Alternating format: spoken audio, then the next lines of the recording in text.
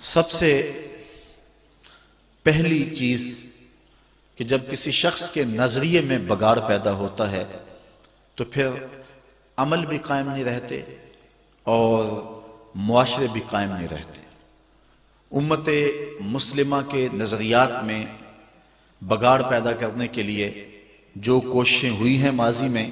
وہ ایک لمبی داستان ہے۔ بر صغیر پاک و ہند میں ایسٹ انڈیا کمپنی کی آمد کے بعد یہاں جس طرح فرقہ بندی کی بنیاد رکھی گئی اور امت مسلمہ کو ہندوستان میں تقسیم کیا گیا اور لارنس آف عربیہ کی خلیج اور دیگر ممالک میں آمد کے بعد جس طرح کے فتنہ بپا کر دیا گیا، آج امت گروہ در گروہ اور فرقہ در فرقہ تقسیم در تقسیم کے عمل سے گزر رہی ہے، اور ہر شخص اسلام نہیں بلکہ اپنے فرقے کا جھنڈا اٹھا کر کے دنیا کے اوپر پنپنے کی کوشش کر رہا ہے۔ اس حوالے سے ایک طویل اور لمبی بحث بھی ہو سکتی ہے، لیکن اصلاح عقیدہ کے عنوان سے میں دو چار باتیں عرض کر کے آپ سے اجازت چاہوں گا اور بات آگے بڑھا دوں گا۔ ایک عام آدمی تو پریشان ہے کہ میں جاؤں تو کدھر جاؤں۔ ایک آدمی کو کئی آدمی کھینچ رہے ہیں، کوئی کہہ رہا ہے میں سچا، کوئی کہہ رہا ہے میں سچا، اور ہر شخص دلائل دے رہا ہے، اور وہ شخص ایک عجیب مخمصے میں مبتلا ہے۔ کبھی آپ نے دیکھا ہو لاری اڈے پہ کہ سواری جب کسی جگہ پہ جانے کے لیے قدم رکھتی ہے تو کوئی اس کا سامان چھین کے لے جاتا ہے، کوئی کنڈکٹر اس کا بچہ چھین کے لے جاتا ہے، اور کوئی اس کو بازو سے پکڑ کے کسی جانب کھینچ رہا ہوتا ہے، اور بعض کا سواری پریشان ہوتی ہے اور وہ غصے میں آ کہتی ہے میں نے کہیں نہیں جانا، تو عجیب وہ مخمصے میں مبتلا ہوتی ہے کہ میں جو ہے وہ کس کے ساتھ جاؤں۔ آج کل فرقہ بازوں نے بھی یوں سلسلہ کیا ہوا ہے کہ وہ لوگوں کو پریشان کر رہے ہیں، اور بہت سارے لوگ ہیں کہ جو مذہب سے بیزار ہو جاتے ہیں، وہ کہتے ہیں سارے جھوٹے ہیں۔ گو ایک طبقہ ایسا بھی ہے جو کہتے ہیں کہ جی سارے ہی سچے ہیں، حالانکہ یہ بھی درست نہیں ہے، یہ بات معقول نہیں ہے کہ سب سچے ہوں، اور یہ بھی درست نہیں ہے کہ سب جھوٹے ہوں۔ ہم نے خیر کو اور حق کو تلاش کرنا ہے، اور ہم نے ڈھونڈنا ہے کہ اچھائی اور خیر اور بھلائی کہاں ہے، اور ڈھونڈنے کے لیے آسان طریقہ ہے کہ ہم حضور علیہ السلام کے دور کو دیکھیں اور حضور کے زمانے کو دیکھیں۔ میرا ایک درویش سا دوست ہے،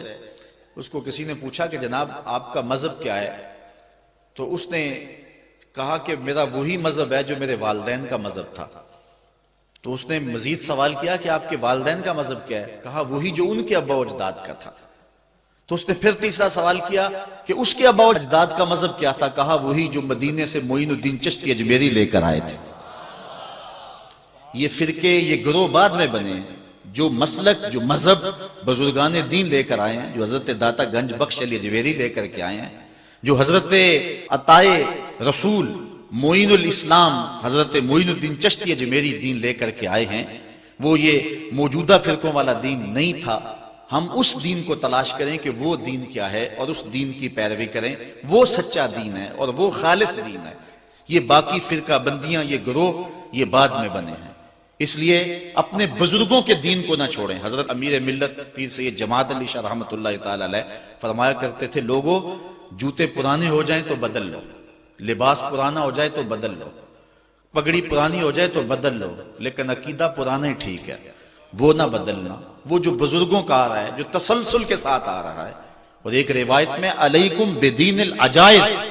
تمہارے اوپر بوڑھی عورتوں کا دین ہے۔ حضرت ابو المعالی الجوینی نیشہ پور کے بہت بڑے بزرگ گزرے ہیں اور بہت بڑے عالم گزرے ہیں۔ جب آپ کا آخری وقت آیا تو آپ نے فرمایا کہ لوگوں تم گواہ بن جاؤ، میں عقائد اور نظریات کی لمبی بحث سے تنگ آ کر کے آنا اموتو علی عقیدت عجائز اہل نیسابور، میں نیساپور یعنی نیشہ پور کی بوڑھی عورتوں کے دین پہ مر رہا ہوں۔ تم اس بات پہ گواہ ہو جاؤ کہ نیشہ پور کی جو بوڑھی عورتیں ہیں میں ان کے دین پہ مر رہا ہوں، کیونکہ جو ابا و اجداد کا دین ہے وہی سچا دین ہے، اور جو دین بعد میں بدلا جائے گا وہ یقیناً بدلی ہوئی ایک صورت ہوگی، وہ ایک نیا ایڈیشن ہوگا۔ اس لیے اپنے بزرگوں کے عقائد اور بزرگوں کے نظریات کو کبھی نہ چھوڑنا۔ علامہ اقبال، جن کو ترجمان حقیقت بھی کہتے ہیں، انہوں نے بڑی خوبصورت بات اس انداز میں کی، اجتہاد عالمان کم نظر اقتدا بر رفتگاں محفوظ تر۔ وہ کہتے ہیں کہ کم نظر علماء کے اجتہاد سے بہتر ہے کہ جو پہلے لوگ بزرگ گئے ہیں ان کی پیروی کی جائے۔ عقل آبایت ہوس فرسودہ نیست، کار پاکاں از غرض آلودہ نیست۔ کہتے ہیں تمہارے آباء و اجداد کی جو عقل تھی وہ لالچ سے پرانی نہیں ہو گئی تھی، فرسودہ نہیں ہو گئی تھی، غرض کی وجہ سے وہ آلودہ نہیں ہوئے تھے۔ انہوں نے انگریزوں سے پیسے نہیں کھائے ہوئے تھے کہ انہوں نے تبدیلی کر لی ہو اپنے نظریات میں، اس لیے ان کا نظریہ وہی تھا جو 14 صدیاں سے چلا رہا ہے۔ ذوق جعفر کاوش راضی نمان، آبروئے ملت تازی نمان، تنگ برما رہ گزارے دی شدے، ہر لئی میں رازدار دین شدے۔ آج ہر کمینہ شخص دین کا رازدار بن کے بیٹھ گیا ہے۔ تو اقبال کہتا ہے اجتہاد عالمان کم نظر اقتدا بر رفتگاں محفوظ تر۔ اس لیے جو بزرگ ہیں ان کے عقیدے کو اپنا کر کے رکھیں، اسی میں تمہاری خیریت ہے۔ یہ جتنے بھی اختلافات ہیں وہ بعد میں پیدا ہوئے۔ حضرت شیخ عبدالحق محدث دہلوی بڑی خوبصورت بات کی مدارج النبوت میں لکھتے ہیں، اللہ کا شکر ہے بہت امور میں اختلاف پایا جاتا ہے، کم از کم میرے دور میں حضور علیہ السلام کی حیات طیبہ پر تو کوئی اختلاف موجود نہیں ہے۔ یعنی پوری امت اس بات کو مانتی ہے کہ حضور قبر اطہر میں زندہ ہیں۔ تو کہتے ہیں امت میں بڑے اختلافات ہو گئے ہیں لیکن ابھی تک یہ اختلاف نہیں ہوا، تو اس کا مطلب یہ ہے کہ اب اس عنوان سے بھی جو اختلاف پایا جاتا ہے تو یہ حضرت شیخ عبدالحق محدث دہلوی کے بعد پیدا ہوا ہے، ان کے زمانے تک یہ اختلاف بھی موجود نہیں تھا، اس لیے بعد میں اختلافات پیدا ہوئے اور امت کو جو ہے وہ گروہ در گروہ تقسیم کر دیا گیا۔ علامہ نبہانی نے لکھا ہے اول من انکر التوسل والاستغاثہ والنداء هو ابن تیمیہ، پہلا شخص جس نے توسل، استغاثے اور ندا کا انکار کیا وہ ابن تیمیہ تھا۔ اس سے قبل امت میں اس عنوان کے ساتھ کوئی اختلاف موجود نہیں تھا، سارے جھولیاں پھیلا پھیلا کے استغاثہ کیا کرتے تھے۔ مسیلمہ کذاب کے مقابلے میں جو جنگ ہوئی ہے اس جنگ کے اندر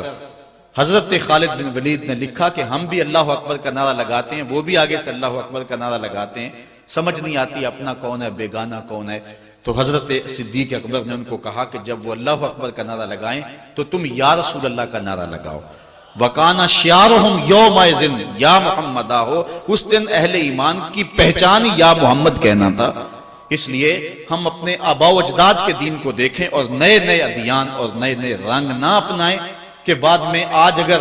ہمیں یہ تبدیلی کرنی پڑ گئی ہے کچھ لوگوں کو کہ وہ نماز کے اندر ربنا اغفر لی والدیّ نہیں پڑھتے کہ ہمارے والدین کے عقائد ٹھیک نہیں تھے، ان کے لیے دعا نہیں ہو سکتی، تو اگر کل اسلام کا کوئی اور نیا ایڈیشن آ جاتا ہے تو پھر تمہاری اولادوں کو جو ہے کوئی اور تبدیلی لانا پڑے گی اور ان کے نزدیک تم بھی کافر ہو جاؤ گے۔ اس لیے اللہ کا خوف کرو اور جو بزرگوں کے عقائد چلے آ رہے ہیں ان کے اندر تبدیلی نہ کرو۔ کچھ لوگوں نے امت مسلمہ کے اندر بگاڑ پیدا کرنے کے لیے امت کو فرقہ فرقہ کر دیا، پہلے فرقہ فرقہ کیا، پھر ان کو جو ہے وہ تشدد پہ ابھارا، پھر ان کے ہاتھوں کے اندر اسلحہ دیا، اور آج یہ ہے کہ ایک مسلمان دوسرے کا گلا کاٹ رہا ہے۔ امت مصطفیہ آپس میں دست و گریبان ہے، چھوڑ کے آپ کا دامن رحمت، آقا ہم سے بھول ہوئی، کھو دی اپنی قدر و قیمت، آقا ہم سے بھول ہوئی، دیکھ ہماری آنکھ مچولی، اپنے سینے اپنی گولی، بھول گئے ہم درس اخوت، آقا ہم سے بھول ہوئی، بن گئے سیم و زر کے بندے، تن کے ستھرے من کے گندے، لٹ گئی ہم سے فقر کی دولت، آقا ہم سے بھول ہوئی۔ اب بھی حضور کی دہلیز پہ آ جائیں اور عرض کریں کہ دنیا کے ٹھکرائے ہوئے ہیں، تیرے در پہ آئے ہوئے ہیں، کھول دے اپنا دامن رحمت، آقا ہم سے بھول ہوئی۔ تو عقیدے کی بنیاد اپنے بزرگوں کے عقائد کو رکھیں، سارے مسائل حل ہو جائیں گے، ورنہ قیل اقوال، دلائل، مناظرے، اس سے جو ہے وہ نتائج نہیں ملیں گے۔ جو بزرگوں کے عقائد تھے، آباء و اجداد کے عقائد تھے، وہی عقائد رکھیں، اور وہی سچے عقائد تھے اور وہی ستھرے عقائد تھے۔